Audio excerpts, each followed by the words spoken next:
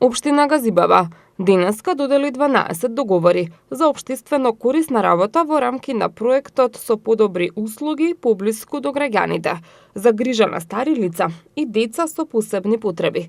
Според договорот, 3 од ангажираните 12 лица ќе се грижат за старите и изнемоштени лица, додека пак останатите 9 ќе се грижат за деца со посебни потреби во 4 општински основни училишта со цел подобро усовршување на наставата. Од овој проект од страна на UNDP се обезбедени средства во висина од 846.000 денара, а со 400.000 денара учествува и општина Газибаба.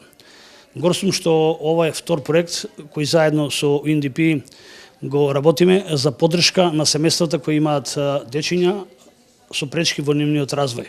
Овој општествено корисен проект општина Газибаба го работи заедно со UNDP, организација со која се работи и на изградба на нов дневен центар за деца со посебни потреби лоциран во Автокоманда. Заедно работиме на изградба и на нов дневен центар за деца со посебни потреби во Автокоманда, за што веќе се подготвува посебен проект.